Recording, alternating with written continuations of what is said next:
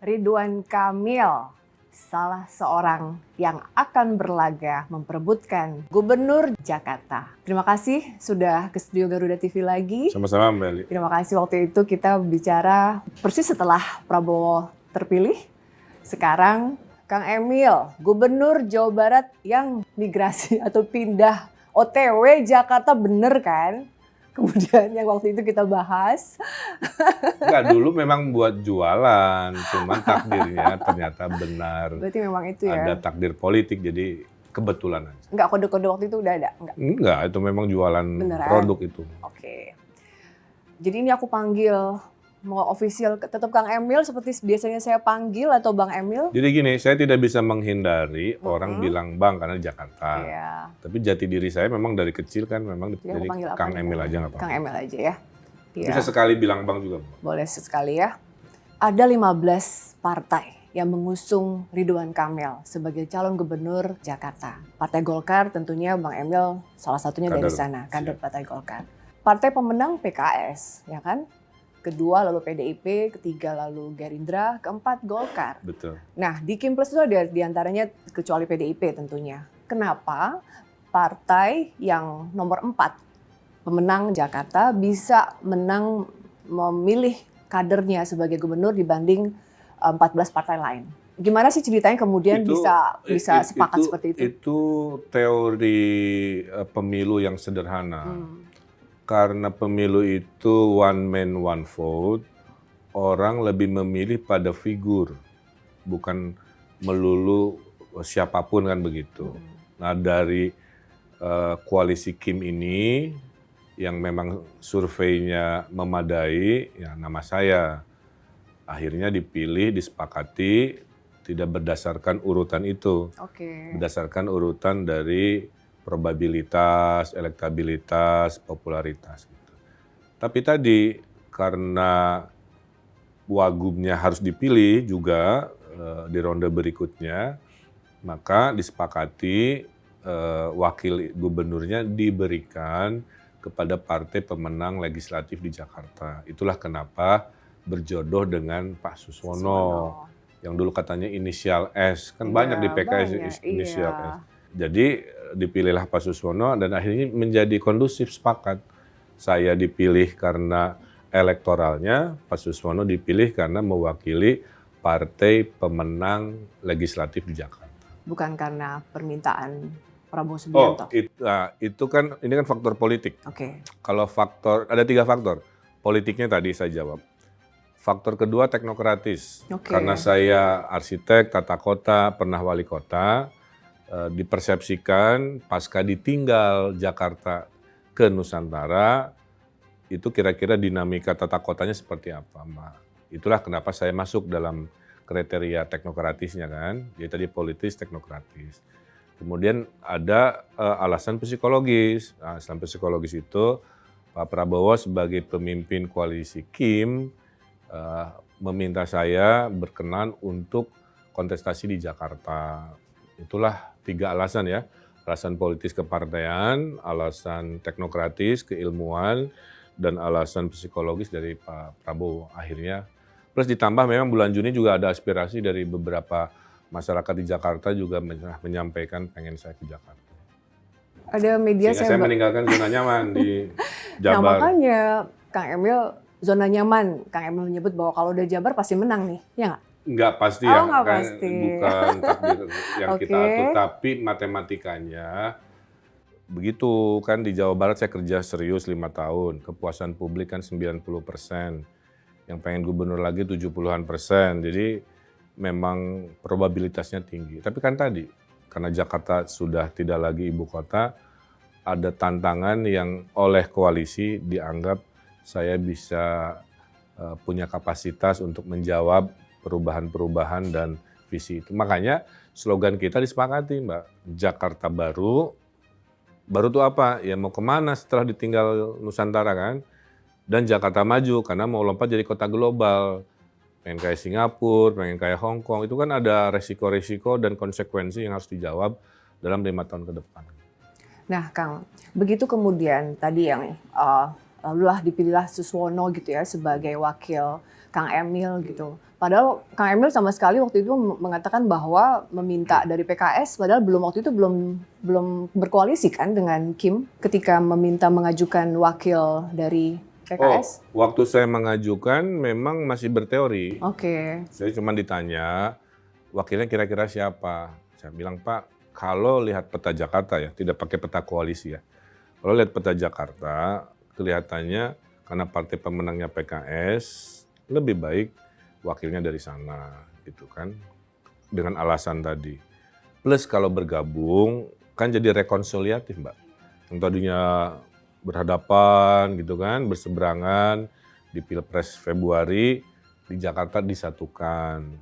Nah, jadi sisi lain melihat koalisi besar ini adalah keharmonisan, rekonsiliasi, persatuan yang 3 partai di luar Kim kemudian bergabung kira-kira.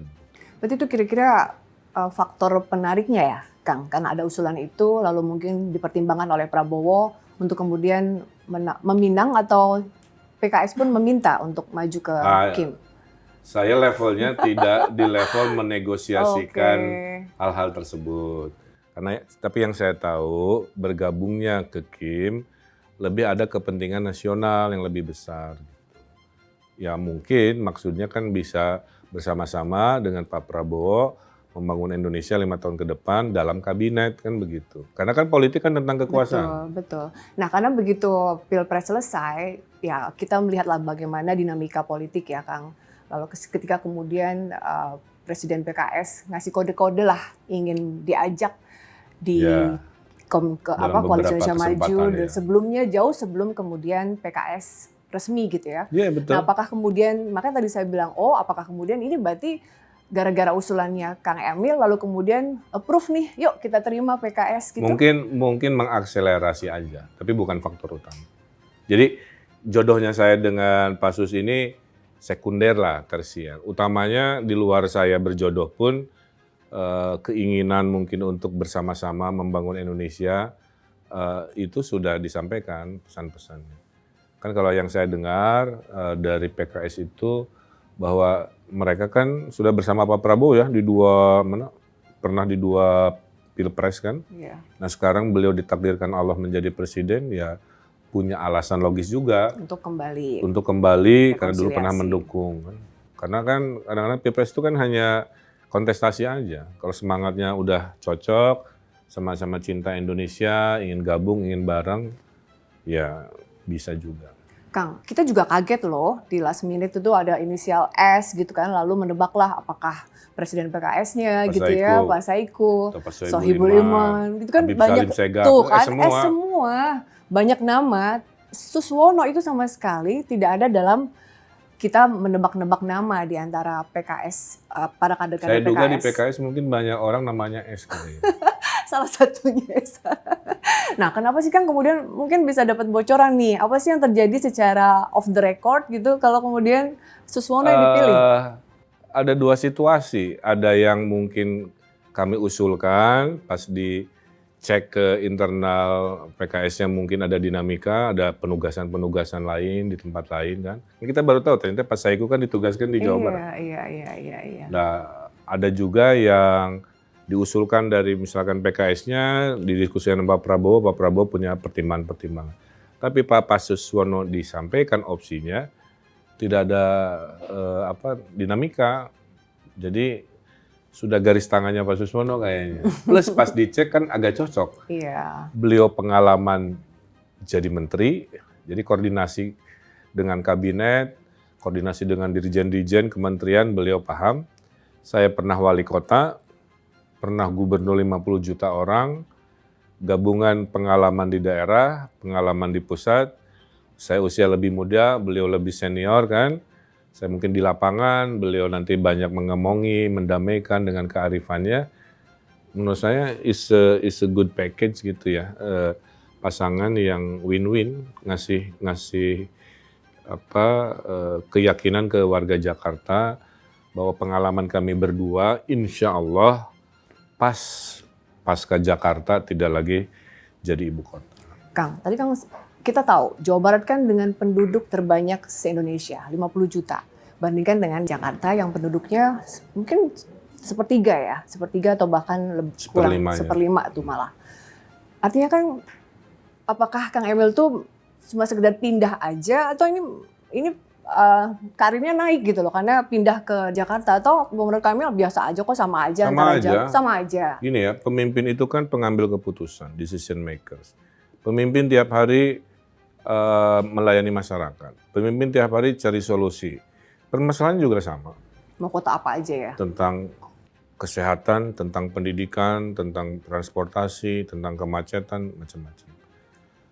Bedanya karena saya latar belakang teknokratisnya arsitek kota kan begitu kan, saya kan kurator juga di IKN. Jakarta yang banyak arsitekturnya, banyak bangunannya, dan dinamikanya datang dari inovasi-inovasi fisiknya kan, lebih ke situ. Kan waktu gubernur Jabar saya ngurus desa, saya belajar lagi. Tapi kalau ngurus kota, relatif udah makanan sehari-hari. Selama saya berkarir mendesain di Tiongkok, di Timur Tengah, di seluruh dunia, itu mendesain kota, mendesain pinggir sungai, mendesain danau di kota, mendesain rumah apartemen, mendesain mall, museum, semua tentang perkotaan. Makanya waktu saya wali kota Bandung kan perubahan banyak karena saya paham apa yang harus diberesin. Karena teknokrat tadi ya. Iya, ini lebih ke teknokratis Mbak, bukan politis. Nah Kang, kalau politis mah kan saya ini pemilih 33, ini pemilih saya 7 kan gitu ya, kan jomplang. Iya makanya. Tapi kan hidup tidak selalu matematik ya. Ya diukur secara matematik. Ada kebermanfaatan yang mungkin insya Allah lebih. Nah Kang, tadi soal bahwa kemudian Jakarta akan tidak lagi menjadi ibu kota, tadi Kang Emil bilang bahwa banyak gedung-gedung pemerintahan yang mungkin akan ditinggal, itu plannya gimana Kang nanti ke depan? Dalam teori kota ada namanya adaptive reuse. Jadi cangkangnya tetap, misalkan bangunan gedung BUMN, misalkan ya. Gedung BUMN-nya pindah ke Nusantara bikin baru. Kan kosong. Nah kosong nanti dites ke ekonomiannya. Apakah kantor lagi tapi ke swasta? Apakah jadi hotel bintang 5 karena kawasan Monas akan didesain sebagai global tourism? Atau salah satu ide Pak Presiden Prabowo terpilih adalah ya udah bikin aja buat apartemen masyarakat menengah, bisa juga. Nah itu yang akan dites. Tapi jangan sampai bangunan-bangunan itu kosong tidak ada fungsinya kan. Atau bisa juga dibongkar kemudian malah jadi dibikin baru jadi museum, jadi tempat-tempat yang unik kan. Nah itu butuh visi. Kan tadi mau naik kota global itu apa kan? Supaya orang korporasi misalnya ya, jangan dikit-dikit kantornya di Singapura kan, kalau bikin cabang di ASEAN kan. Terus orang ke Singapura udah tahu, saya hari ini kemana. Di Jakarta kan ada tantangan. Ini satu hari saya mau ngabisin waktu sebagai turis kemana kan. Nah ada banyak kebingungan karena memang mungkin belum dioptimalkan. Jadi saya kira itu yang menjadi salah satu ya alasan saya ditugaskan. Selain nanti saya mau bertanya hal lain terkait program Kang Emil sebagai calon gubernur. Kang Emil kan ini kontestasi gitu ya, konstelasi jadi berubah pasca keputusan MK. Betul, saya dukung. Kang Emil mendukung keputusan tersebut. Tadinya kita tahu bahwa ada figur-figur yang selama ini kita akan sudah tahu gitu ya. Ada Anies, ada Ahok yang mungkin akan bertarung bersama Kang Emil. Tapi kemudian berubah semua. Sekarang ada Pramono Anung gitu ya, lalu ada calon independen. Apakah kemudian ini kemudian dengan melihat kontestasi yang sekarang, Kang Emil melihatnya akan justru lebih mudah atau lebih sulit? Bagi saya sama aja, Mbak. Sama aja? Jadi pertama berjodoh untuk maju itu satu dinamika negosiasi. Setelah mendaftar ada dinamika kontestasi, kan begitu ya. Kalau saya lihat contoh, Pak Pram, kan orang pintar. Anggota DPR, sekjen partai dulu kan, menteri, Pak Rano Karno, Wagub, pernah gubernur, jadi setara, bahkan lebih. Pak Dharma bintang 3, Mbak. Berarti kan jenderal. Kalau mau jadi jenderal, susahnya minta ampun. Sampai level bintang 3 kan berarti pinter banget. Pasangannya saya dengar IQ-nya tinggi. Ya. Jadi bagi saya tidak mudah. Ya. Hingga kami tidak boleh lengah. Gitu. Jadi tidak diasosiasikan bahwa rombongan besar pasti menang besar, belum tentu juga. Karena pengalaman ya, 2 kali pilkada ada yang survei tinggi, turun. Ada yang survei rendah, naik. Gitu. Jadi kita yang penting jangan lengah. Yang penting saya ingin pilkada ini menyuguhkan kegembiraan, gagasan, tentang solusi permasalahan. Jadi saya udah bilang ke tim, nggak boleh ya kita black campaign, negatif campaign. Kita fokus pada jualan gagasan. Ibarat restoran nih ada 3. Kita jualan lah dengan marketingnya bahwa restoran kami lebih enak, lebih murah, lebih cepat kan. Bukan ngejelek-jelekin restoran sebelah supaya pindah ke kita. Nah, saya nggak mau. Sehingga demokrasi kita naik kelas. Bahwa perdebatan seperti ini, wawancara gagasan, itu penuh dengan solusi. Jadi pilihlah saya karena banyak solusinya, kira-kira begitu. Bukan pilihlah saya karena sebelah saya jelek, sebelah saya lebih kurang gitu. Nah iya Kang, kalau tadi melihat Kang Emil bilang bahwa Pak Pramono Anung dengan kelebihannya, lalu Pak Dharma juga dengan kelebihannya. Kalau melihat dari sosok wakil mereka atau dari sosok yang diantaranya itu, menurut Kang Emil siapa yang paling mungkin diperhitungkan secara kontestasi gitu ya, suara gitu oleh nanti pemilih itu siapa? Mungkin yang figur yang kayaknya perlu Maksudnya dipertimbangkan. wakil Iya, atau di antara mereka sosok-sosok tersebut. Lawan yang ya, perlu memang dikhawatirkan. Pak Pram dan Pak Rano Karno saya duga cukup tidak mudah untuk dikalahkan ya. Karena kan Bang Ranonya bintang film. Dalam teori demokrasi hari ini keterkenalan nomor 1. Setelah keterkenalan kesukaan kan. Jadi kombinasi terkenal dan suka itu penting. Mungkin suka, tapi kalau nggak terkenal kan nggak jadi poin coblosan. Nah, jadi poinnya adalah kelihatannya paling berat memang berkontestasi dengan Mas Pram dan Mas Bang Rano. Kang, kalau melihat nanti ketika Kang Emil dan Babe Ono ya, nanti begitu pembagian tugas antara Kang Emil sebagai gubernur dan Babe Ono sebagai wakil gubernur itu sudah berbicara? Saya fokuskan beliau di lingkungan. Karena kan lulusan IPB atau nggak salah ngajar di IPB kan, menterinya juga bidangnya pertanian. Salah satu masalah yang saya titipkan nanti bersama-sama kan ngatasin polusi, tapi yang sifatnya mengajak masyarakat menanam pohon. Kita 3 kali lipatkan hijaunya Jakarta. Tidak ada jalan yang tidak ada pohon, nggak boleh lagi, semua sudah pohon. Dan pohon yang kita pilih, pohon yang menyerap polusi. Itu insya Allah mereduksi level polusi yang ada. Nah mungkin Pasus berkenan ya, nanti banyak kegiatannya. Kemudian ketahanan pangan, food supply. Kita kan saya dengar mensubsidi 600 sampai 800 miliar per tahun supaya harga barang itu di masyarakat tetap murah ya. Berarti kan gimana caranya nurunin subsidi ini kan? Mungkin jangan dilempar ke hukum pasar, kita punya penjual pangan langsung. Kayak dulu saya fasilitasi Pak Anies. Jakarta membeli beras langsung ke Sumedang. Sehingga tidak terombang-ambing oleh suplai dari pasar secara umum kan. Karena kalau ada apa-apa krisis beras, dulu Pak Anies tinggal telepon Bupati Sumedang untuk kirim beras. Nah, pola begitu bisa kita copy dalam komoditas-komoditas lain. Nah, itu tugas Pak Susono nanti, ketahanan pangan, penghijauan dan lain-lain. Kang, soal pohon tadi ya, 3 kali lipat dari sekarang.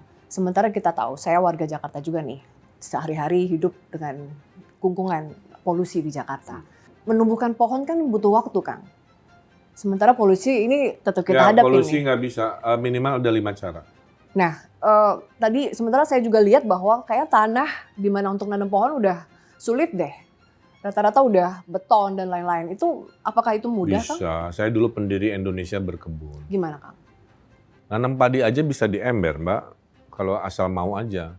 Yang penting ada airnya Kalau kan. pohon pelindungan harus besar kan, jadi Kang? nanti kombinasi. Jadi yang namanya penyerap polusi itu ada pohon raksasa kayak pohon ki hujan kan, terem besi itu kalau kita ke Singapura keluar canggih gede. Ada pohon-pohon yang lebih kecil. Bahkan pohon yang level setinggi lutut pun bisa. Nanti kombinasi dengan nanam pohon di jalan, membuat aturan semua atap gedung yang ada betonnya harus ada tanaman, kan begitu. Itu kombinasi yang akan kita hadirkan. Berapa tahun Kang bisa mengurangi polusi? Ya minimal 2-3 tahun lah, butuh proses. Nah tapi itu nggak hanya pohon ya. Kita lobby pemerintah untuk mematikan pembangkit listrik batu bara di Banten yang anginnya ke sini.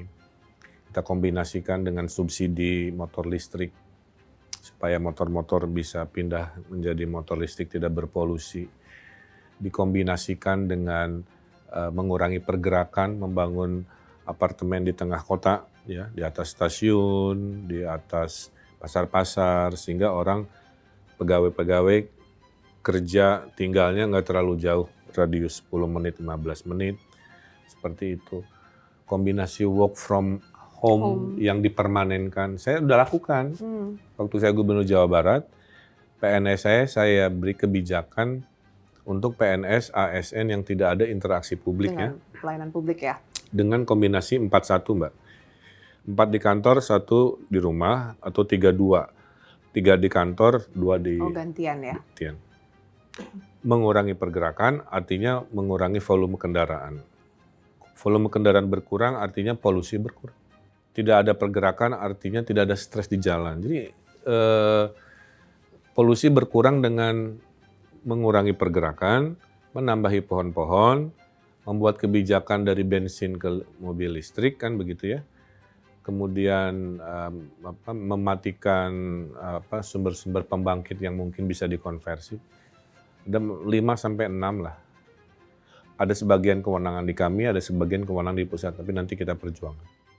Macet Kang, macet kan juga isu penting buat kita di Jakarta. Saya warga Jakarta udah kenyang lah sama macet dan udah hafal, pasti kena macet.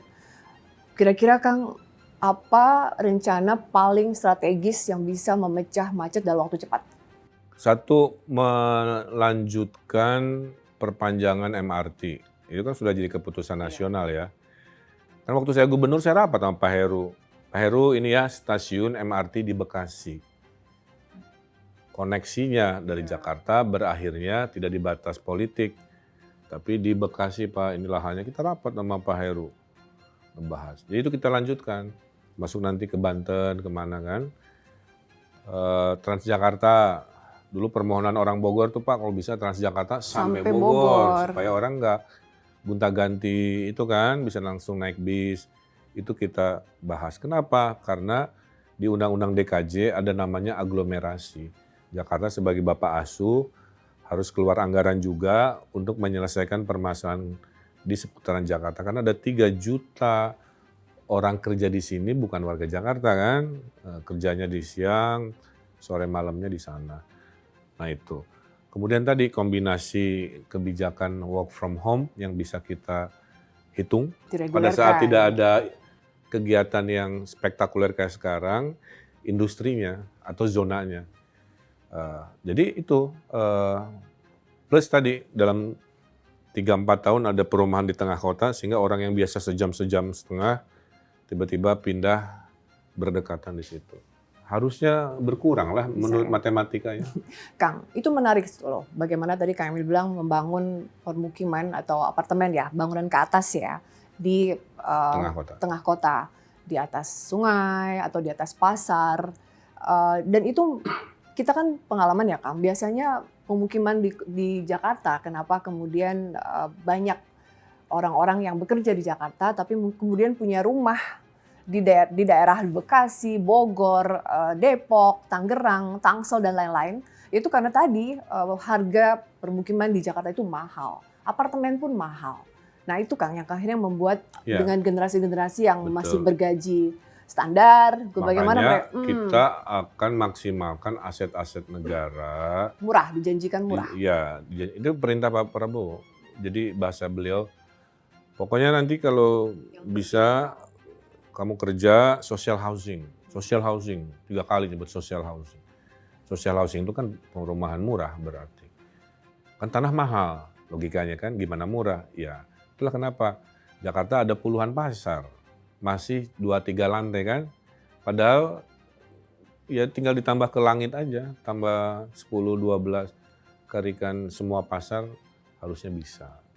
Stasiun, ya betul milik PT KAI, nanti kita lobby supaya stasiun nggak hanya stasiun aja. Di luar negeri kan atasnya saya nih, ada yang nanya, oh itu ide sesaat atau apa. Saya pernah tinggal di Hong Kong, kerja sebagai arsitek di Hong Kong. Saya tinggal di apartemen di atas stasiun. Bawahnya MRT, atasnya pasar dan shopping, saya tinggal di atas sama almarhum Eril. Cuman hidup dari Hong Kong lebih sempit ya di Jakarta. Jadi almarhum Eril naik sepeda nabrak tembok sana, nabrak tembok sana. Tapi saya itu efisien, Mbak. Turun dari apartemen tiap pagi, ngelewatin toko yang masih tutup karena saya pagi hari kan, langsung ke basement ketemu kereta api. Artinya Langsung ke tempat kerja saya. Jadi logika pengalaman hidup saya sendiri, saya pernah menjadi orang tinggal di hunian di atas stasiun. Dan Kang Emil yakin itu bisa dilakukan Bukan di Jakarta. yakin lagi, itulah solusi ketika lahan sudah habis, tapi hidup ingin produktif, ya tinggallah di tempat-tempat yang transportasi publiknya terdekat. Kang, ini tuh masih kultur kita lah ya. Saya masih menghadapi bersama teman-teman yang nggak mau atau daripada beli apartemen di Jakarta, di pusat kota, atau beli rumah, landed house di daerah. Dengan budget yang sama-sama, mereka kadang lebih memilih, tadi Kang, karena buat kita bangsa Indonesia atau buat kita orang Indonesia, tetap aja yang ideal itu adalah landed house. Nggak gitu. masalah. Sehingga kemudian mereka, KRL isinya penuh, 3 juta orang Kang yang memadati, dan mereka karena mereka tinggal di kota-kota penghubung tadi Kang. Hidup adalah pilihan. Memilih saya, tidak memilih saya pilihan. Jadi ketika ada pilihan yang solutif dan tidak dipergunakan, ya sudah jangan marah-marah, jangan nyesel kalau pilihannya menyebabkan hidupnya lebih stres. Kan? Tidak ada budaya makan pagi, betul? Karena lama di jalan gitu ya. Karena harus berangkat lebih subuh. Tidak ada budaya makan malam di rumah, karena malam masih ketemu anak weekend aja, karena pagi anak masih tidur, pulang anak sudah tidur. Ya mau gitu terus, ya silahkan. Tapi saya minimal sebagai pemimpin udah ngasih solusi. Bahwa hidup tidak bisa menang di semua dimensi. Harus ada yang dikalahkan. Hidup di tengah kota, seperti kota-kota dunia, mungkin tidak punya taman, tapi hidupnya lebih sehat, lebih produktif. Bisa pulang balik ke tempat kerja, ke rumah, dan lain sebagainya. Itu pilihan. Kang, KRL itu ya drama Kang, kalau pagi atau menjelang pulang. Kan 3 juta. Nggak bisa kemana-mana Kang, beneran nggak bisa berdiri pun sudah begini tuh, nggak bisa gerak lagi karena manusia semua di dalam kereta. KRL itu Kang, artinya dengan program-program KRL ini bisa juga ditekan. Ya kan solusi yang saya maksud itu untuk 3 juta orang itu. Yang KRL tadi itu kelompok 3 juta. Tadi, Ya, Kang, saya sebut kelompok 3 juta yang tinggalnya tidak di Jakarta, tapi kerjanya di Jakarta. Dikasih pilihan, yuk tinggalnya di tengah kota, tapi murah, mau enggak? Kan begitu. Kemudian tadi mengextend lagi kan jalur-jalur yang koordinasi dengan pemerintah pusat. Poinnya gini Mbak, saya mungkin tidak bisa menjanjikan seluruh masalah beres, tapi minimal saya memberikan pilihan-pilihan yang rasional di waktu hanya 5 tahun untuk menyempurnakan hidup menjadi lebih baik, itu aja. Kang, ini ada satu isu lagi. Kita itu kan, Kang Emil kan arsitek, mendesain kota yang cantik dan indah udah biasa. Tapi buat saya nih Kang, juga warga, sering melihat kabel-kabel yang masih numpuk-numpuk Kang, dan itu nggak diberes-beresin, bahkan sudah dikasih pedestrian. Kok kayaknya nggak ada yang, ini nggak diberesin gimana sih, kok masih semrawut gitu. Itu bisa Kang tolong dibantu Semua Kang? lah Mbak, nanti makanya saya sudah bikin ada 70 gagasan. Karena masalahnya yang banyak ya, 70 dari yang ya. skala besar sampai urusan listrik juga dipikirin perintilan kan? gitu-gitu tuh. Udah dipikirin juga? Ya, termasuk kita punya konsep membangun Jakarta berkeadilan. Harus dengan sila kelima, keadilan sosial, merata, partisipatif, yang selama ini belum maksimal. Apa maksudnya? Nanti kalau memang takdirnya ada, ibu-ibu RW itu bisa mendesain wilayahnya karena diberi anggaran nanti RW-nya. Ada 100 juta, ada 200 juta per RW kan. Mengelola lingkungannya ya. Nanti belajar dengan Pak RW-nya, berdebat kayak gini, Pak, desain apa nih? Mau gerbang apa mau taman dulu, apa gorong-gorong dulu, apa gimana dan seterusnya. Biarkan terjadi demokrasi kan, kalikan 2.700 RW, bayang nggak? Ada 2.700 rapat mau membahas bagaimana lingkungannya didesain. Kan keren. Cuman harus diasistensi sama orang pintar kan. Makanya ada program satu kecamatan, satu arsitek kayak saya. Nanti dia mendampingi. Oke Pak Arsitek, menurut RW ini, uang ini kita beresin buat gerbang di sana nih. Tempatnya kotor dan kumuh. Nanti kan terjadi dialog. Itu yang ingin saya lakukan, berkeadilan merata kan. Kita ada indeks kebahagiaan agar warga tuh happy.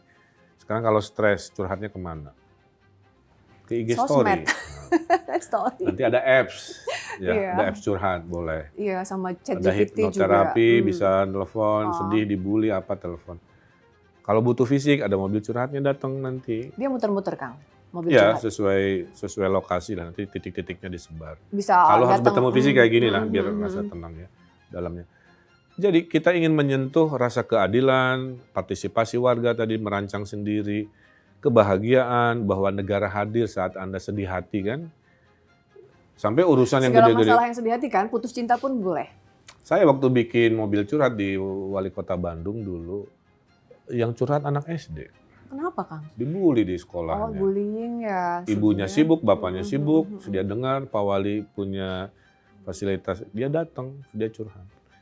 Poinnya, tapi kan nggak semua orang pengen fisik ya, mungkin malu. Nanti online. Kita ada apps-nya juga. Karena hari ini semua via HP. Tapi minimal dia tahu dia curhatnya itu ke orang yang benar gitu. Bukan robot ya, ke bukan orang mesin yang ya, punya Kang? ilmu ngasih tahu. Emang profesional gitu ya. Iya, maksudnya saya pengen bunuh diri karena kan beberapa kalimat bisa menyelamatkan nyawa orang stres kan atau apa. Akan semudah 911 gitu nggak sih Kang? Ada Jakarta Quick Response, yaitu pasukan yang membereskan urusan kemanusiaan dalam hitungan 24 jam. Pak, rumah roboh, set. Standby 24 jam bisa ditelepon. Pak, ada KDRT, tolong bantu sini, set, datang. Pak, kucing hilang, gitu. Nomornya udah tahu Kang Pak, berapa? mantan kabur. Nah, pokoknya yang sifatnya bukan kebencanaan ya, kemanusiaan. Yang bisa urgent segera dilakukan 160.000 orang ditolong waktu saya Gubernur Jawa Barat dengan pola yang sama. Nomor kontaknya udah. Makanya saya bilang 60-70% yang nanti saya hadirkan di Jakarta sudah saya kerjakan. Oke, dan bedanya dulu duitnya dikit.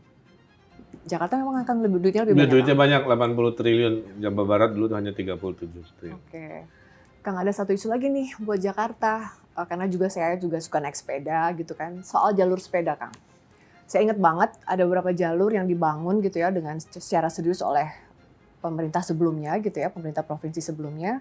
Lalu kemudian sekarang dibikinlah kayak semacam jalur khusus Kang. Bahkan dikasih pembatas sehingga nggak boleh motor atau hal lain melewati kecuali memang sepeda. Tapi Kang, kenyataannya yang paling ekstrim di Sudirman. Udah nggak ada lagi tuh Kang kita pesepeda bisa lewat, motor semua di situ. Banyak termasuk juga jalan-jalan protokol lain. Di mana saya merasa bahwa sudah jadi parkiran pangkalan ojek gitu-gitu online gitu. Dan akhirnya buat pesepeda, buat saya yang suka hobi bersepeda itu rasanya wah, mana dulu kota sepeda yang dijanjikan oleh pemerintah kita sebelumnya gitu. Dan apakah itu akan Kang Emil kembalikan? Ya kalau itu masalahnya kan tinggal menegakkan aturan. Saya dalam menertibkan, merapihkan, mengindahkan, membersihkan itu nanti ada 3 pasukan. Satu pasukan dengan warna katakanlah merah gitu ya. Dengan seragam ya. Ya, itu menertibkan hal-hal begitu. Di titik-titik yang dilaporkan warga. Dijagain lah ibaratnya. Ada satu pasukan katakanlah warnanya oranye, itu yang membersihkan persampahan. Ada pasukan nanti mungkin katakanlah warnanya hijau, belum diputuskan warnanya ya. Oke. Itu yang nanti nyiram-nyiram, potong-potong. Ya kayak kita punya gardener, tukang kebun di rumah, bedanya dia tukang kebun kota. Yang tadi semangat tidak boleh ada jalan tanpa pohon, ya saya buka lowongan kerja nih buat mereka-mereka yang mau kerja menjadi tukang kebun kota kan. Sehingga kemanapun kita pergi, visinya adalah selalu melihat bunga, melihat pohon yang terawat karena ada ribuan pasukan yang dipekerjakan untuk mengurusi ketertiban tadi, kebersihan, dan keindahan. Kang, kamu tuh kan udah biasa membangun landmark. Kita mengenal Ridwan Kamil sebagai tersohor salah satunya karena seorang arsitek yang bikin bangunan-bangunan yang bisa jadi ikon dan viral gitu ya. Kita udah tahu lah prestasi Kang Emil. Apakah juga nanti Kang kita akan dapat landmark baru gitu selain saya taunya ada Bundaran HI, ada Monas, sekarang ada saya Semanggi. Tanya ya, salah satu visi kota global itu dia harus jadi global tourism juga. Saya tanya orang ke Dubai ngapain? Karena kan dia nggak melihat keindahan alam, dia melihat namanya architectural wonder, keajaiban arsitektur. Gedung tertinggi, gedung teraneh, kan gitu-gitu. Iya. Nah, Jakarta mirip-mirip akan ada bentuk-bentuk arsitektural baru, apakah tertinggi, terpanjang, terunik, terlucu, teraneh, untuk menjadi destinasi. Dikombinasi ya, dengan kawasan sejarah yang kita aktivasi. Jadi bangunannya ada adaptive reuse lagi, disuntikan hunian supaya 24 jam. Kampung-kampung kota, kayak tadi saya ke Kampung Babakan, kan bisa tuh. Ada danau, pariwisata juga. Terus nanti rumah-rumah warganya, saya pernah lakukan juga, disubsidi. Jadi kampung wisata, Kang? Untuk tempat nginap. Oh, jadi nggak hanya datang selfie pulang, kalau dia betah, boleh tinggal sama warga. Ternyata ada homestay. Bayarnya kalau di Jawa Barat 300, mungkin Jakarta nggak tahu berapa. Ngobrol sama pemiliknya malam hari, sarapan sama pemiliknya pagi hari kan. Tahun depannya datang ngelamar anak si pemilik homestay-nya. Jadi pariwisata yang spektakuler. Kombinasi dengan pariwisata yang budaya dan lokal, itu yang akan disuntikan supaya Jakarta berubah dalam 5 tahun dan menjadi kota global dari sisi pariwisata, event-event, dan sebagainya. Kang Emil kan sebelum ini nyagup kan pasti udah sering lah bolak-balik Jakarta gitu ya. Sebagai seorang arsitek kan pasti selalu bermimpi gitu, punya ide-ide, aku pengen bangun ini di sini, pengen bangun ini di sini. Kayaknya kalau di pojokan ini bagus deh saya bangun ini. Udah kepikiran nggak Kang? Udah. Titik mana? Coba dong kasih bocoran dikit yang sudah mau Kang Emil bangun. Kira-kira saya lewat gimana? Sunter, udah Sunter keren banget ya. Tapi nggak bagus, orang mancing gitu-gitu doang. Saya bilang di kepala udah gitu. Oh, tuh udah menggambar ya Kang? Udah di kepala. Terus Satu Babakan juga sama, aduh danaunya gede banget nih. 10 hektar. Cuman B aja kan gitu. Kalau mau kota global nggak bisa lah, minimal kayak peak dikit gitu kan. Dan seterusnya. Jadi udah ada ya di kepala. Karena saya juga dulu mendesain Jakarta banyak Mbak. Bangunan-bangunan yang kami Gerbang Kemayoran, kalau Mbak Kemayoran ada tiang-tiang tuh yang malam warna-warni. Iya, selalu lewat tahu. Gedung Untar, saya ngedesain Gedung Untar yang di Grogol kan. Rasuna Epicentrum yang sungainya dulu sempat viral, saya yang desain. Bukan Pak Ahok itu saya yang desain. Kemudian banyak, dan banyak orang tidak tahu, saya dulu itu digaji oleh Pak Fauzi Bowo. Oh gitu. Untuk ngurus Jakarta saya dibayar oleh Pak Fauzi Bowo. Makanya dari soal ke Fauzi Bowo ya. Sebagai penasehat arsitektur kota Jakarta. Waktu itu. Di zaman Pak Sutioso dan di zaman Pak Fauzi Bowo. Berarti banyak legacy kamu di sini ya? Banyak. Jadi dulu saya udah bekerja untuk Jakarta. Untuk Jakarta, tapi as profesional. As a profesional, ini nggak boleh jelek, harus begini. Ini nggak boleh melanggar, harus begini. Saya kan ikut ngomentarin, ini Menteng jangan dirusak ini. Menteng itu kawasan bersejarah. Bangunannya nggak boleh ala-ala bangunan modern, harus Art Deco, bangunan kolonial gitu kan. Tiap minggu saya rapat di Jati Baru. Artinya seorang Ridwan Kamil jangan dianggap tidak tahu orang Jakarta. Baru gitu ya? Saya hampir 10 tahun lebih. Sudah sangat mengenal Jakarta. Ya Kang, aku bisa sebut sangat mengenal. Sebagai penasehat arsitektur kota Jakarta untuk 2 gubernur. Jadi udah biasa bolak-balik ya? Jadi melanjutkan aja nih. Cuman dulu waktu jadi penasehat gubernur bidang arsitektur nggak kebayang akan nyalon gubernur. Kang, aku kan juga suka main ke Bandung dan sekitar Jawa Barat. Ya kenal lah bagaimana suhu di sana, pohon-pohonnya. Yang buat saya kan Bandung dan sekitar Jawa Barat itu kan sejuk, Kang, adem, suhunya enak gitu.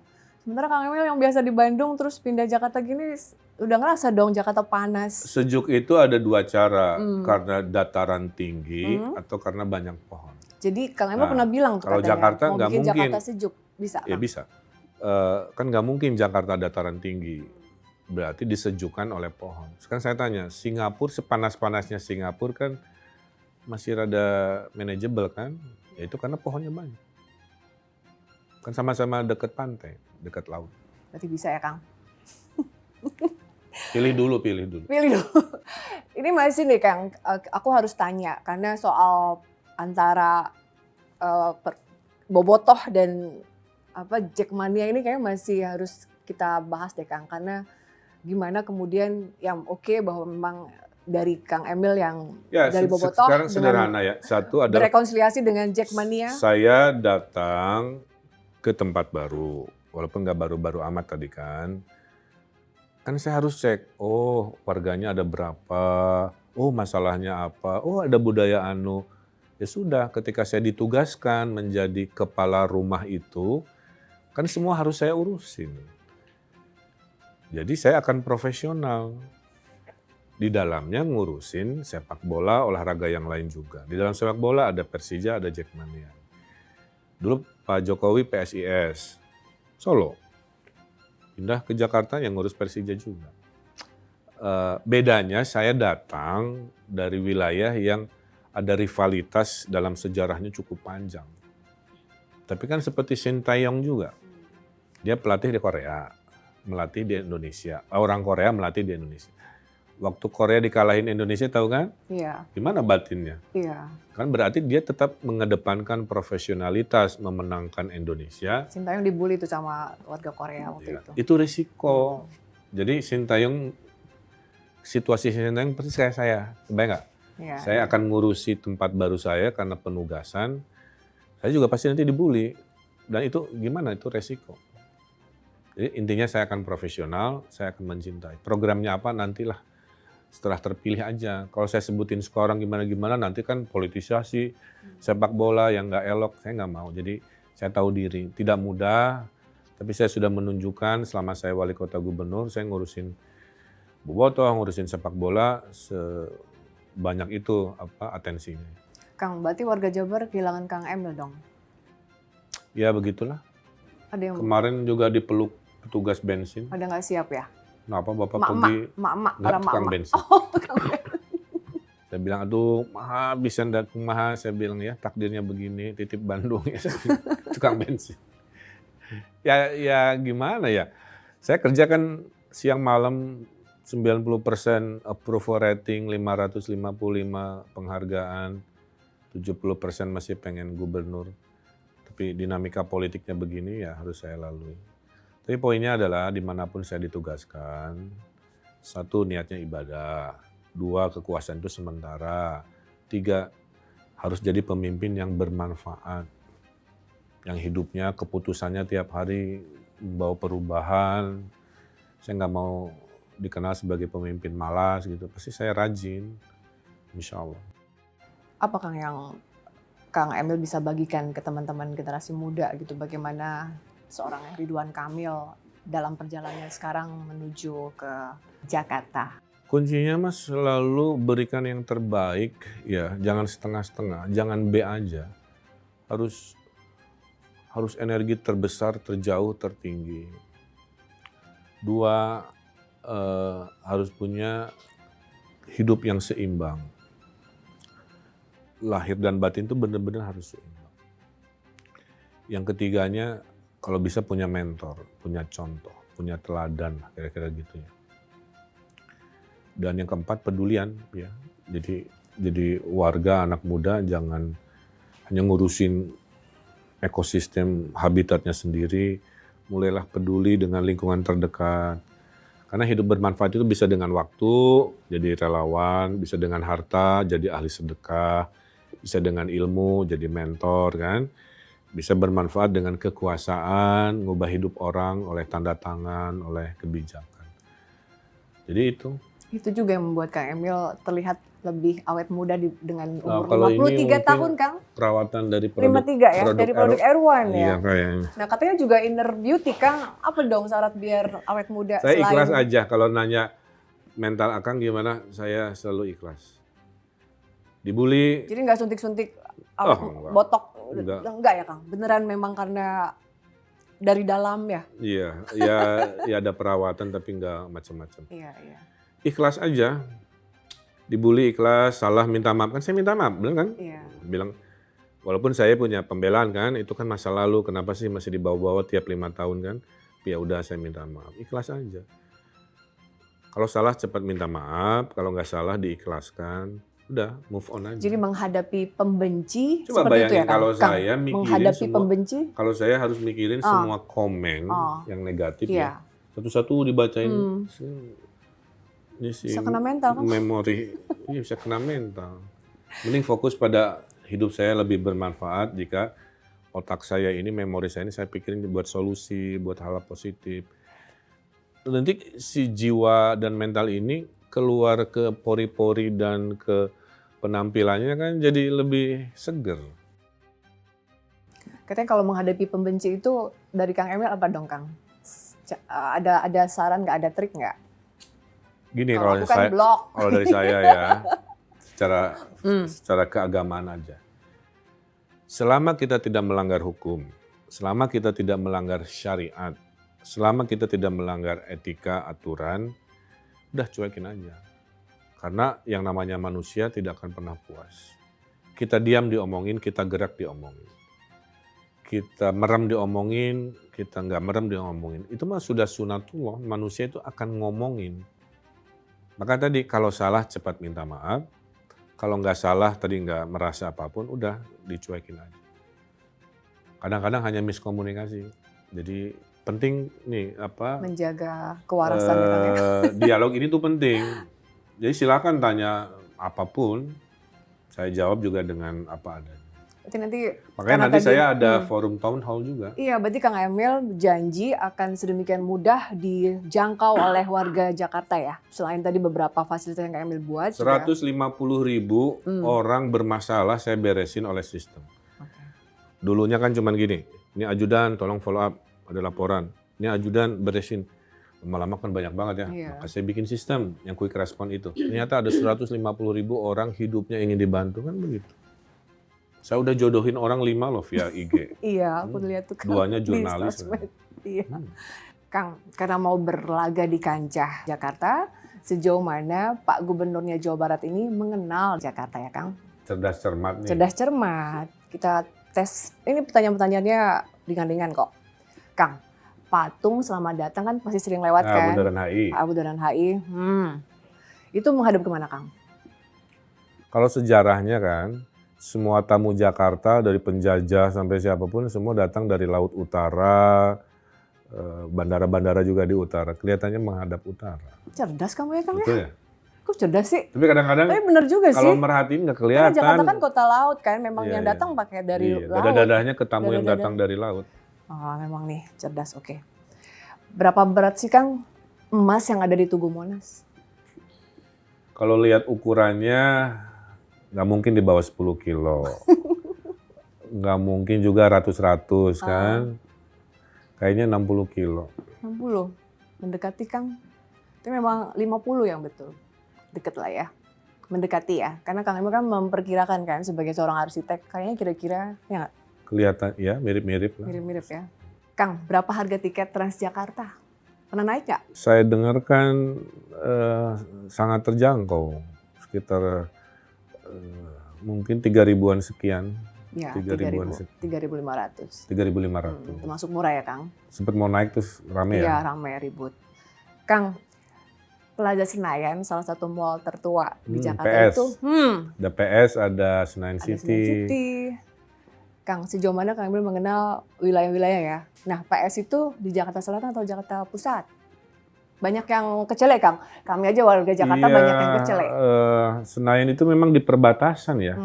Kadang ada wilayahnya masuk selatan, Iya. kadang wilayahnya masuk pusat. Tapi kalau Plaza Senayan sendiri, karena nempel ke GBK ya, kayaknya masih pusat kayaknya. Betul, Kang. Masih pusat ya? Kan namanya Senayan ya. Senayan tuh kalau secara wilayah selatan. Tapi Plaza Senayan pakai nama Plaza Senayan sementara wilayahnya di Jakarta Pusat. Jadi dia wilayah pusat, tapi nebeng seolah-olah di selatan. Yang daerah Senayan ya. Jangan khawatir, Kang. Kita aja warga Jakarta. Kan GBK-nya kan pusat. Banyak yang nggak tahu juga, Kang. Hotel Fairmont, terus si PS, Plaza Senayan. Oke, kita nobatkan Kang Emil sudah mengenal Jakarta. Kurang lebih lah. Terima kasih, Kang Sama-sama.